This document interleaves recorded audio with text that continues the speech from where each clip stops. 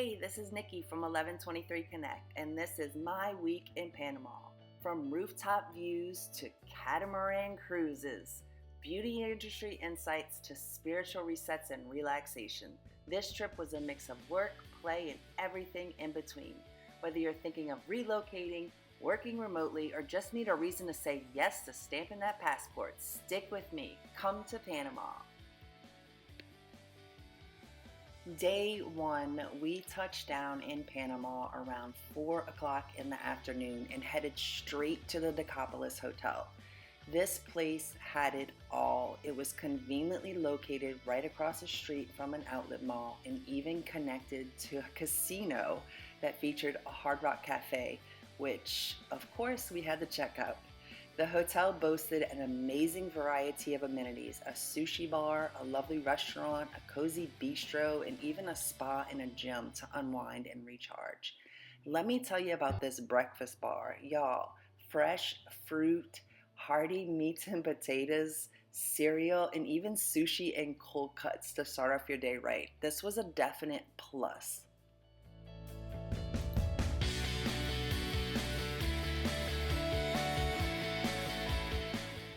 This place gave luxury vibes without the luxury price tag.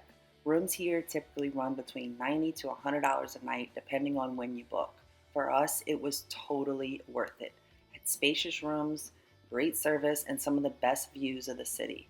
The lounge area is sleek and modern. It's perfect for catching up on emails or just relaxing after a long day.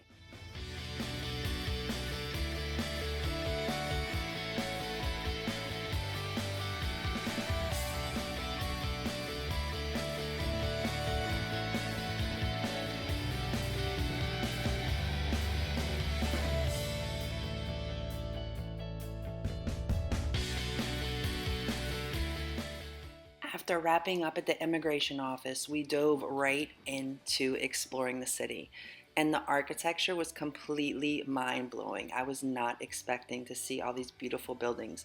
We found ourselves at the iconic Panama sign surrounded by warm weather and swaying palm trees.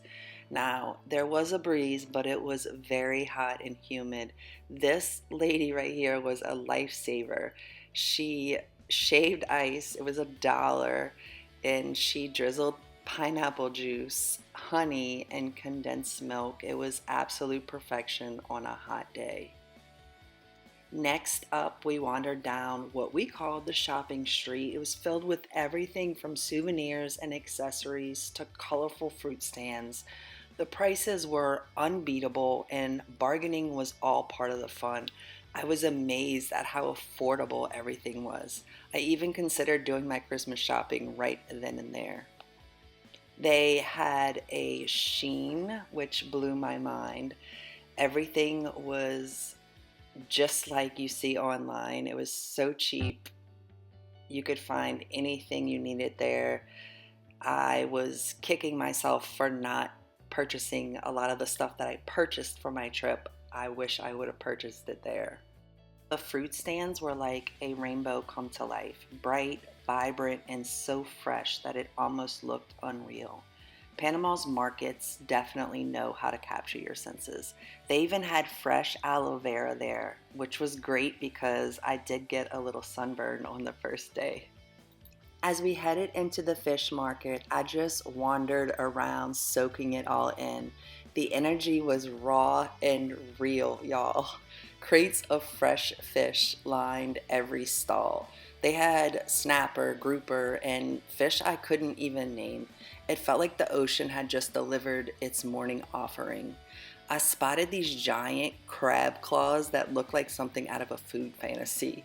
And the shrimp, it was huge, pink, and piled high like they were ready for their close-up. What I loved most was that it wasn't just for show.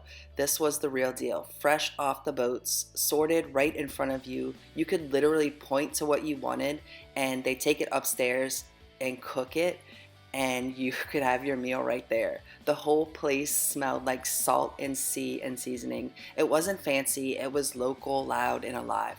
Honestly, if you're a seafood lover, this is your kind of paradise. We're ready to get jumped. Here we go. Hola. Para dos. No, solo. Okay. Okay, gracias. Hi.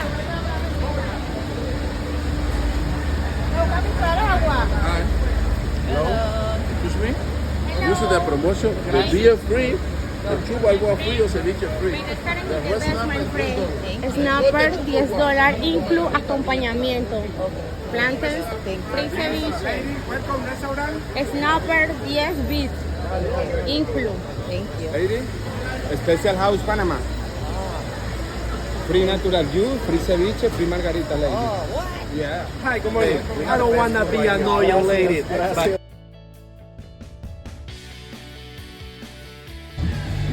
All right, we're at the fish market, and as you can hear, it's popping over here. They gave us some free ceviche and a free margarita, so I'm gonna try this.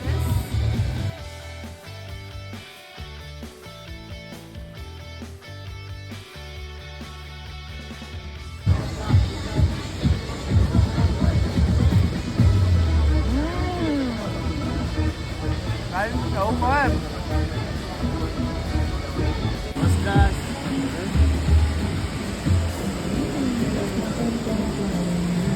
Thank you.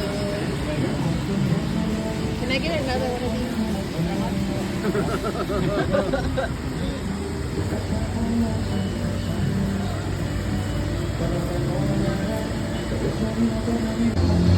All right, let's try this.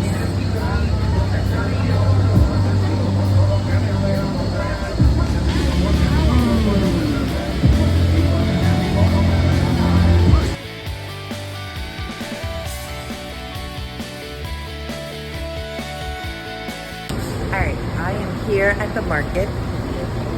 Eggs, 20 of them. 20 eggs.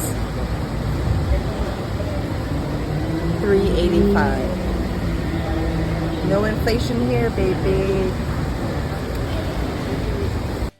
We were coming to a close on day 2, and we had sushi at the hotel bar, and then we went to the rooftop pool and just relaxed for the rest of the night.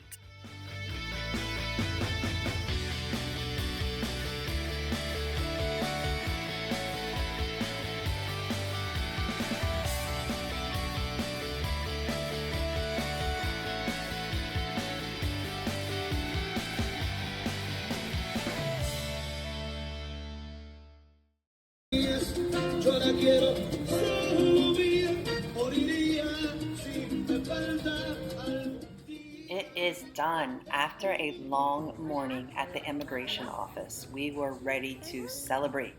So we found a cute little restaurant nearby, had lunch, and just exhaled for a moment. The weather was nice. It was a little bit hot. They had fans and a mister at this restaurant. And we had margaritas, of course. Then we headed to Casco Viejo, my favorite place, the historic district of Panama. I'd been excited to explore it, and it did not disappoint. We wandered along this ledge that overlooked the ocean with views that honestly just stopped us in our tracks.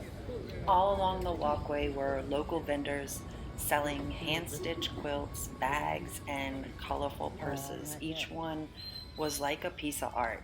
It wasn't just shopping, it was feeling a connection. We were on a mission to find the Hat Street, and we finally did. We found it. Rows and rows of Panama hats, all shapes and styles. As the sun started to dip, we made our way to a rooftop restaurant. I can't remember the name of it, but the food was unforgettable. We had sushi again and watched the sunset while the city slowly lit up around us. That golden hour glow turned into city lights, and it felt cinematic. After dinner, we weren't quite ready to go home, so we made our way to Casa Casa, and wow, probably one of the coolest places I've seen in Panama.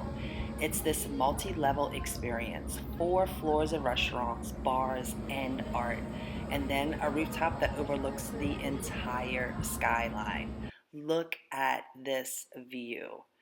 Absolutely breathtaking. You could see all of Panama City glowing in every direction. Inside, every wall was filled with abstract art. There was even this wild sculpture of this dog made from metal and bolts. It was so creative, so unexpected. It was like being inside a gallery in a club at the same time.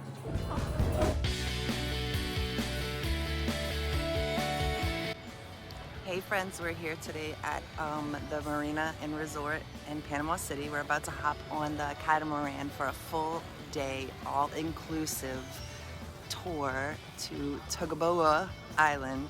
And it's a little cloudy today, but honestly, like, it's beautiful. So we're here to soak up the vibes, and we're ready for the sun, the sand, music, and maybe a pina colada or two.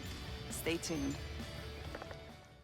So the boat ride over was half the fun. With these nets you could sit on, letting you watch the water rushing beneath your feet. It was so cool.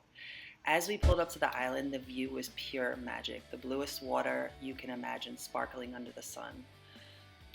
I made sure to capture the beautiful rocks, the boats docked offshore, and the crystal clear water where you could see straight to the ocean floor. It was one of those days you never want to end. First stop on the island, 2-for-1 pina coladas. I'm about to get a pina colada to Taboga Island. You got one more. Thank you. Ocho. So then we walked around the island. We went swimming. Of course, I didn't get that on film, but we walked around the island. There was all these vendors. They were selling stuff, the same kind of like bags that we saw in Casco Viejo, and there was little dogs running around playing. They were playing live music, not the dogs, but the people were playing live music. It was just a really chill vibe. The whole tour lasted about 4 hours, and I think it was about $65 a person. And it was all inclusive, so it was all you can drink. And on the way back, they fed us. We had chicken, some rice, and maybe some vegetables, but it was an unforgettable experience. It was a long day, but we were not done. After that, we went back to the hotel, freshened up, and we went out to a restaurant called Bruto. And this restaurant, the attention to detail, look at that drink. Everything in here was so cool. We had this truffle butter and this warm bread, and then our main course, of course, sushi. Again, can never get enough sushi. Day 5, we went to the Albrook Mall. It's absolutely massive. You could get lost in there, which we actually did. We wandered around the mall. They had the subway in there, which we tried to ride, but we couldn't figure it out. If you're liking this video, please like and subscribe. After wandering the mall and trying to get on the subway, we headed to a restaurant called Low Key High, which literally means what there is in English. And what there was magic. We ordered their fried fish for 2, and let me tell you, the presentation alone was a showstopper. Even after such a great dinner, we weren't ready to call it a night just yet. So we wandered back into Casco Viejo, where the evening came alive with live music and cozy little fondas serving up tasty street food. The whole neighborhood felt like a celebration, and it was a perfect way to wrap up another incredible day.